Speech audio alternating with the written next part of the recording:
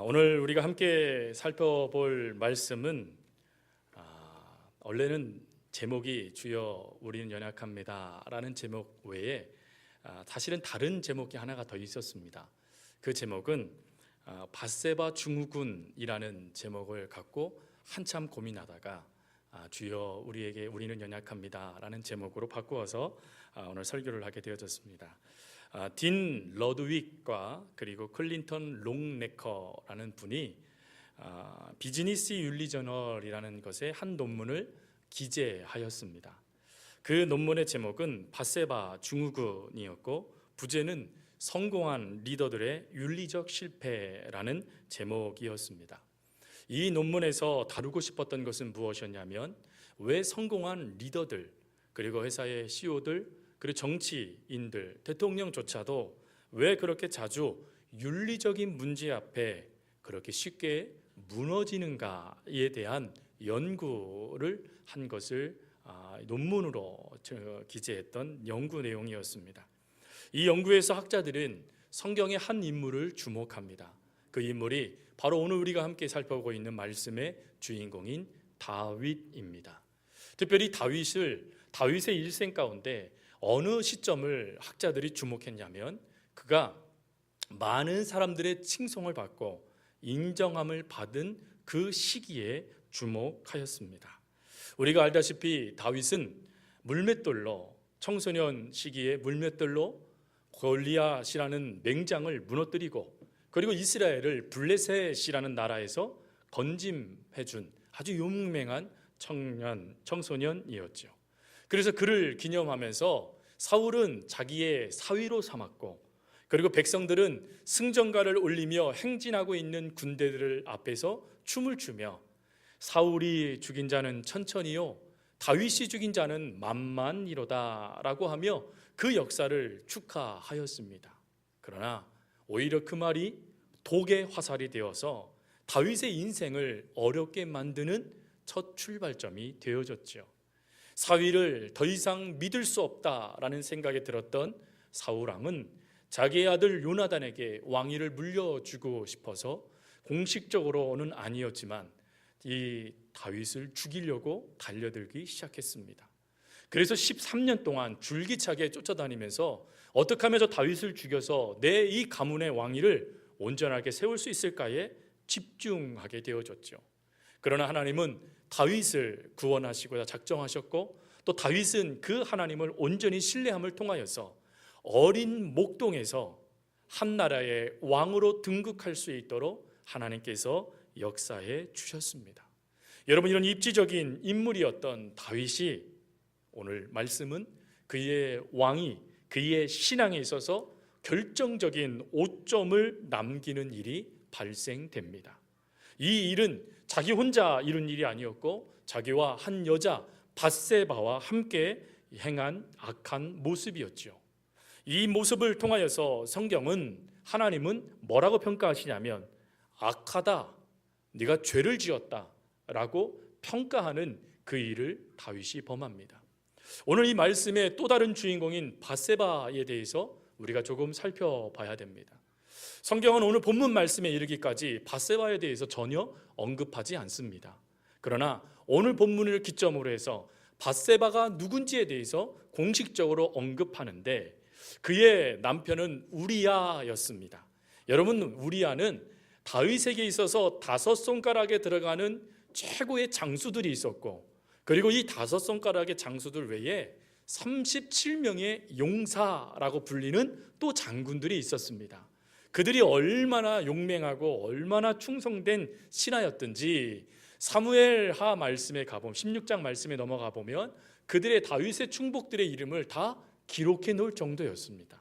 우리야는 거기에 해당됐던 37인 용사 중에 한 사람이었습니다. 그러면 밧세바의 아버지는 어떻습니까? 오늘 밧세바의 아버지의 이름을 엘리암이라고 이야기합니다. 그런데 여러분, 이 엘리암이 또 어디에 등장하게 되냐면 바로 다윗의 37용사의 명단에 기록되게 됩니다. 그러니까 아버지도 37명에 해당되는 용사였고 자기의 남편도 37인에 해당되어지는 용사, 즉 군인 가족이었다라는 것이지요. 더군다나 이런 놀라운 것은 그의 할아버지입니다. 여러분, 다윗에게 있어서 모사가 있습니다. 지혜로워서 하나님의 말씀과 하나님의 뜻을 전해주었던 모사가 있는데 그 사람의 이름이 바로 밧세바의 할아버지였던 아히도벨이었습니다.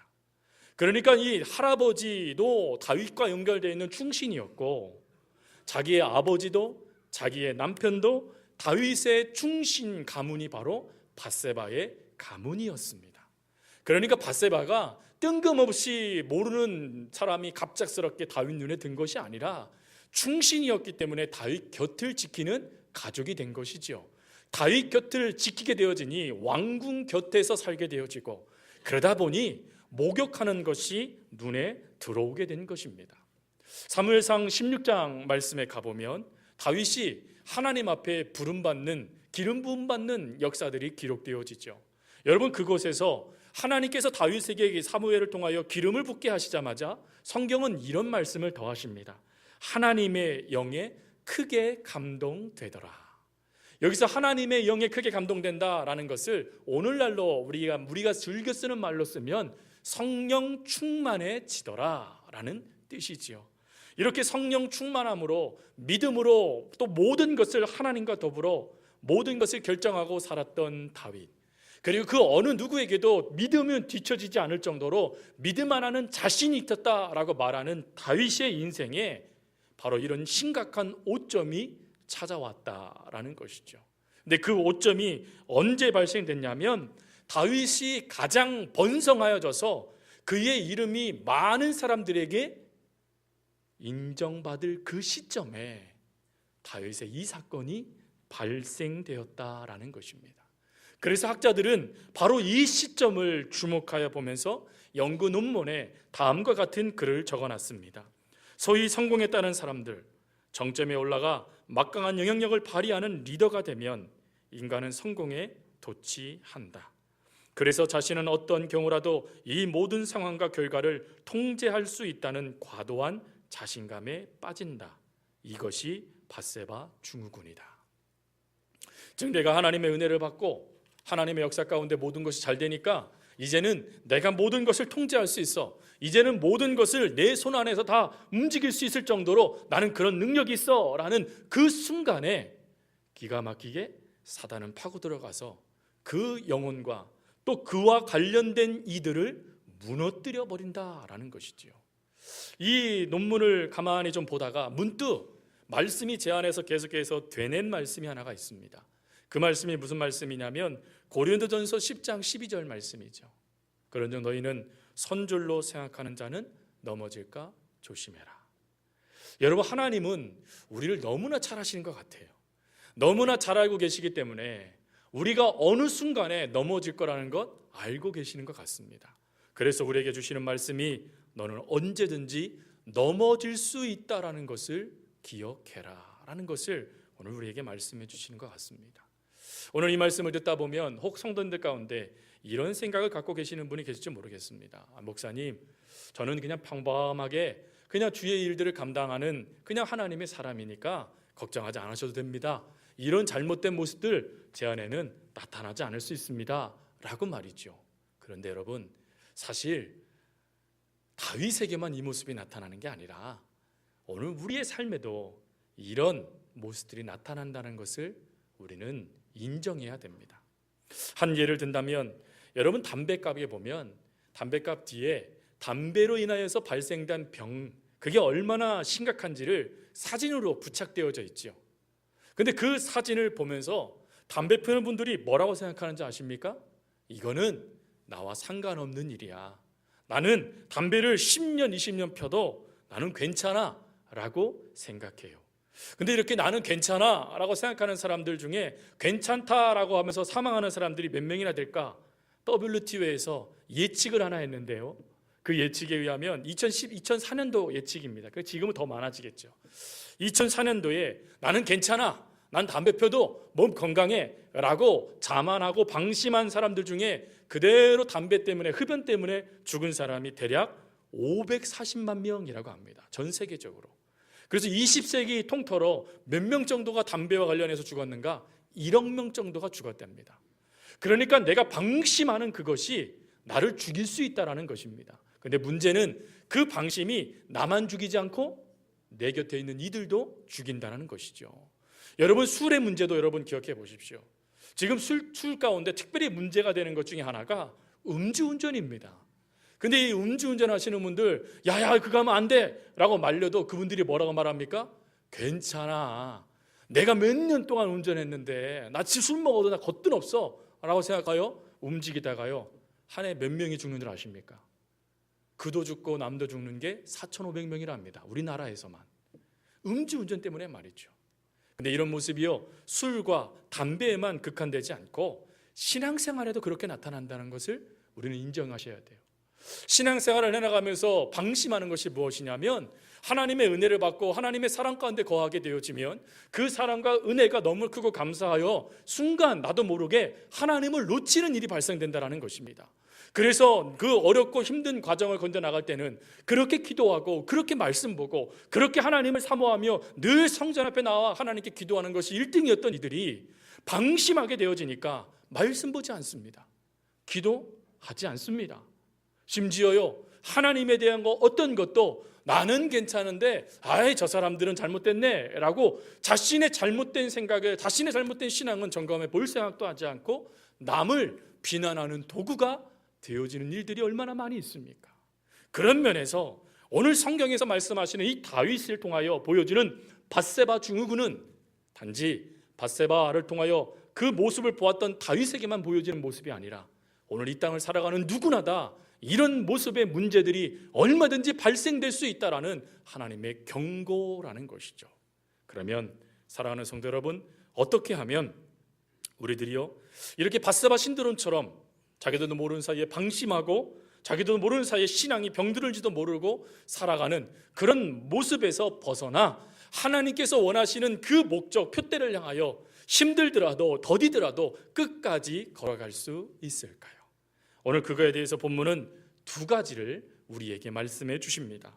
첫 번째, 지금 내가 바라보는 것을 점검하여라. 오늘 2절에 본문을 이렇게 말씀합니다.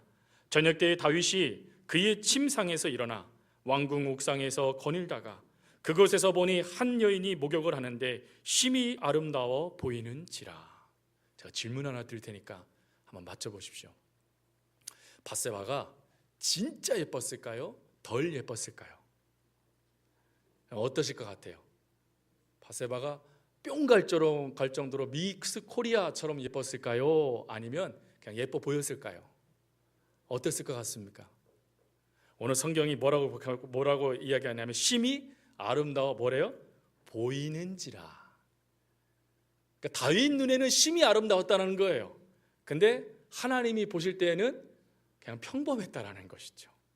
심히 아름답다라는 평가를 받았던 다윗의 부인이 있습니다. 그게 누구냐면 아비가일이죠. 아비가일에 대해 성경은 뭐라고 표현하냐면 그 용모가 준수하고 아름다웠더라 라고 기록해 놓았어요. 그러니까 하나님이 인정하시는 아름다운 여인은 아비가일이었다는 것이죠. 하지만 다윗이요 자기의 보기 좋은 내 눈으로 보니까 예뻐 보이는 거예요. 오늘 이 내 눈으로 예뻐 보이는 이 모습 가운데 다윗의 잘못된 모습을 조금 더 살펴보면 지금 이 다윗이 저녁 늦게쯤 일어나서 그 옥상을 거닐었던 이 시점이 어느 시점이었습니까? 암몬과의 전쟁을 하고 있는 시점이었습니다. 즉 자신의 군대들, 자신의 백성들이 적군 앞에 그 서슬퍼런 칼 앞에 화살 앞에 노출되어지는 그 전쟁터를 전쟁을 수행하고 있는 그 시기에 왕이요 늦잠 자고 있는 거예요. 왜요? 저녁 늦게 일어나서 뭐 하려고요? 아니요. 그가 단지 옥상을 왔다 갔다 하는 걸 통해서 그가 얼마나 영적으로 지금 나태하고 있는지를 성경은 고발하시는 겁니다. 거기서 끝나지 않아요. 그가 늦게 일어나더라도 그는 즉시 성전을 향해 달려갔어야 됩니다. 그래서 민족의 그 군인들의 그 안위를 위해서 하나님께 울부짖어야 되죠. 하지만 그는 그러지 않고 한 여인이 목욕하는 것을 주목하여 봅니다. 그리고는 보았더니 아름다웠다라는 것이죠. 여기서 여러분 죄의 속성이 나타납니다. 여러분 이 죄의 속성은 무엇이냐? 무가치한 것을 가치 있는 것처럼 보이게 하는 것, 무가치한 것을 훨씬 가치 있는 것처럼 느끼게 하는 것, 그게 죄의 속성입니다. 어떻게 이런 속성이 다윗에게 밀고 들어왔습니까? 이유는 간단하지요. 하와 때문입니다. 하와가 창세기 3장 6절에 선악을 알게 하는 나무의 실과를 보자마자 그는 즉시 이렇게 생각합니다. 먹음직도 하고 보암직도 하고 지혜롭게 할 정도로 탐스럽기까지 했다라고 말이죠. 여러분, 이게 성경도 하와의 이 평가에 동의할까요? 아닙니다. 하와가 주관적으로 봤더니 아름다웠다라는 것이지요. 그래서 그 아름답게 보인 것을, 그 무가치한 것, 하나님이 금지한 것을 마치 하나님처럼 될 수 있다는 착각 속에 그거를 따먹은 것 아니겠습니까?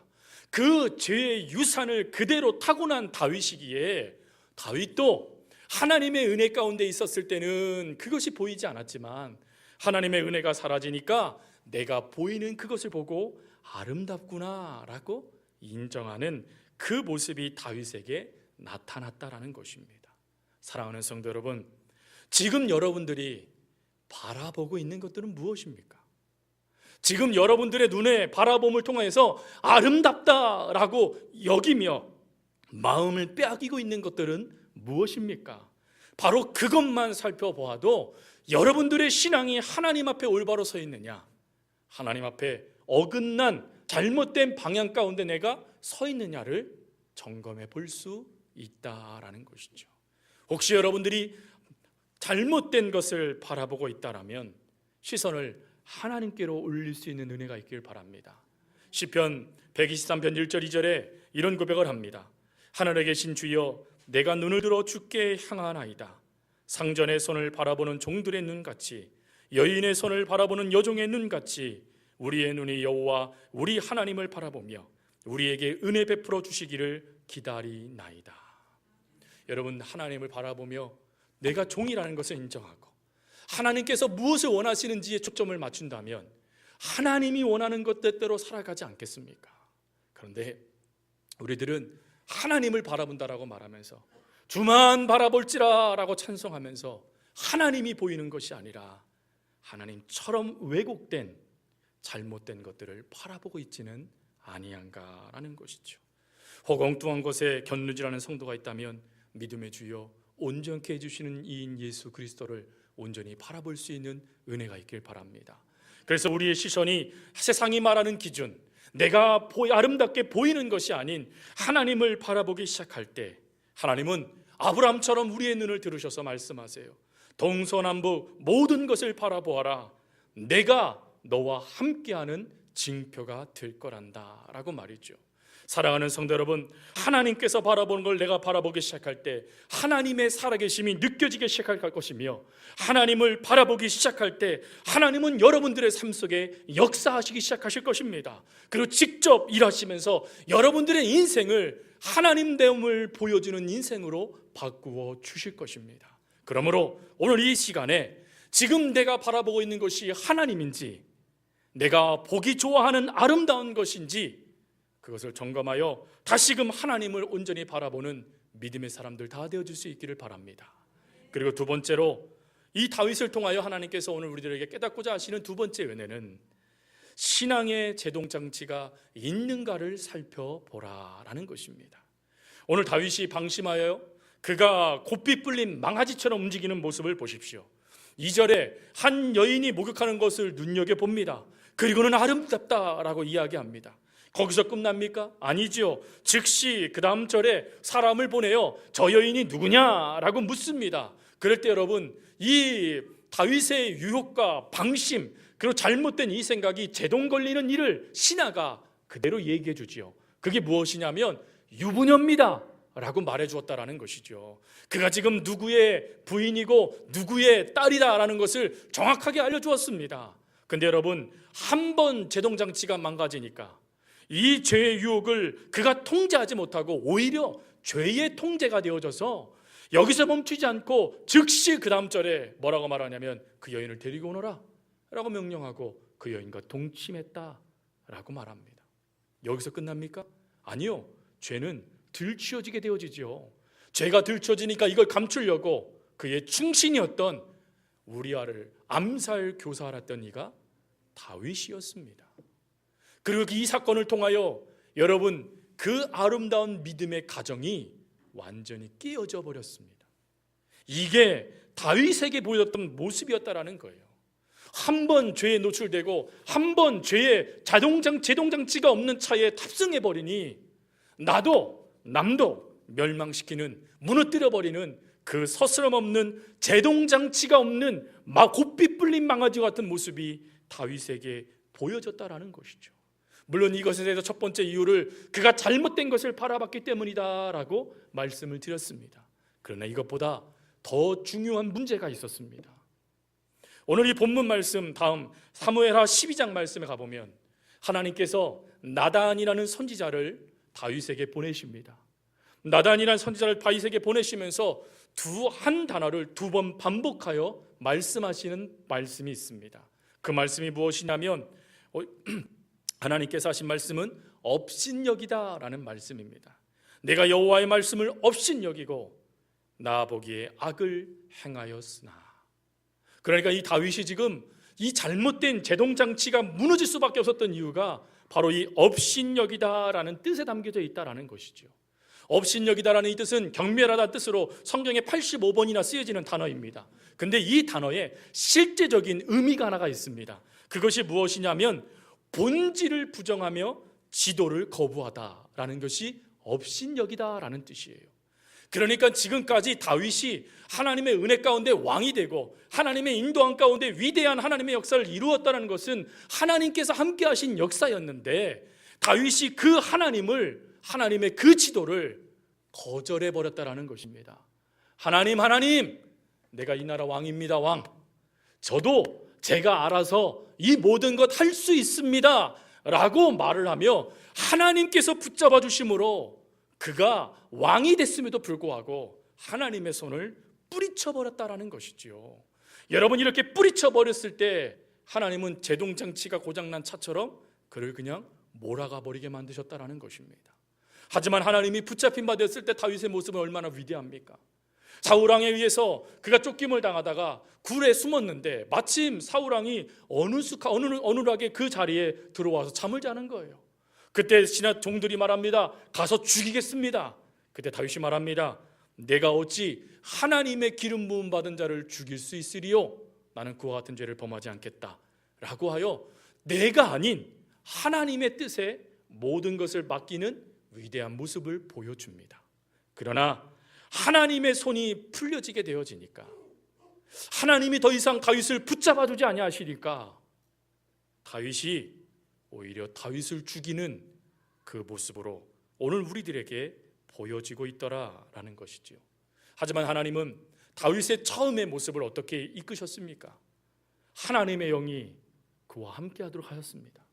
성령 충만함으로 그를 덧입혀 주셨어요.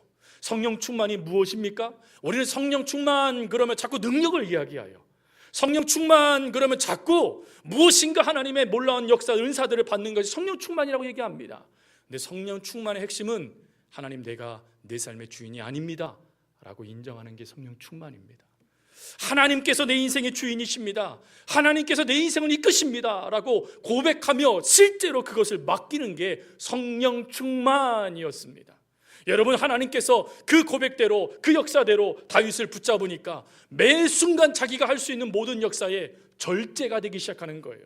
내가 칼을 휘둘릴 수 있을 때에 하나님이 절제의 열매로 그를 붙잡으니까 하나님께서 하셔야지 라고 인정하게 되어지고, 그리고 매 순간 자기가 어떻게 할지 알지 못할 때 하나님은 그에게 성령의 열매 가운데 그를 붙잡아 주시니까 그 삶으로 다른 이들을 무너뜨리지 않는 위대한 성군이 될 수 있었던 것이었죠. 하지만 성령 필요 없고 하나님 필요 없고 이제는 내가 왕이로소이다 라고 외치기 시작하니까 하나님은 그런 다윗을 더 이상 붙잡아 주시지 않으셨다라는 것입니다. 사랑하는 성도 여러분, 이런 모습 우리에게도 있죠. 우리가 하나님께 모든 영광을 돌립니다라고 말하지만 실제적으로 내가 사람들에게 잊혀지면 용납이 되십니까? 하나님께서 역사하신 일들을 내가 다 감사합니다, 주께서 이루셨네요 라는 무익한 종입니다 라고 말하지만 사람들이 여러분들을 조금이라도 멸시하고 조금이라도 무시하고 여러분들의 공로를 조금이라도 인정하지 아니하면 여러분 참으십니까? 안타깝게도 저와 여러분 모두가 다 제동장치 망가진 상태가 되어진다는 것이죠. 그래서 우리는 오늘 이 말씀이 우리의 말씀이라고 받아들일 수 있어야 됩니다. 사랑하는 성도 여러분, 우리는 우리가 우리를 통제하는데 역부족입니다. 안타깝게도 하나님께서 우리를 붙잡아 주시 아니하시면, 성령님께서 우리를 견인해 주시 아니하시면 그냥 망가진 채로 하염없이 내리막길을 달려내려가는 그런 흉기와 같은 자동차가 바로 우리가 될 수 있다는 것이죠. 그래서 우리는 기도해야 돼요. 하나님, 내 힘으로는 불가능합니다. 하나님, 저를 불쌍히 여겨주셔서 성령의 능력 가운데, 성령의 열매 가운데 저를 통제하여 주옵소서. 우리는 기도할 수 있어야 돼요. 말씀을 마칩니다. 지금 사랑하는 성도 여러분, 여러분 지금 인생 가운데 여러분들이 눈을 사로잡고 아름다워 보이더라 라고 잘못된 생각 가운데 빠지도록 만드는 것들이 무엇입니까? 하나님을 바라보지 못하도록 만들고 여러분들의 눈을 사로잡아서 그 사로잡은 것 때문에 여러분들을 무너뜨리고 있는 것들이 무엇입니까? 그리고 제동잔치 하나님은 더 이상 필요 없다라고 말하면서 아니 하나님보다 더 하나님 되고 싶어 하는 것들이 또한 무엇입니까? 오늘 그것이 다 내려놔지는 은혜가 있길 바랍니다. 하나님의 절제의 은혜가 여러분의 삶을 강력하게 역사하는 은혜가 있길 바라고, 그리고 세상이 바라보고 아름답다라고 말하는 것이 아니라 주만 바라보며 우리를 온전케 해주시는 하나님의 역사를 힘입어서 힘있게 모든 걸음을 걸어갈 수 있는 우리 주의 자녀들 다 되어줄 수 있기를 간절히 주님의 이름으로 부탁드립니다.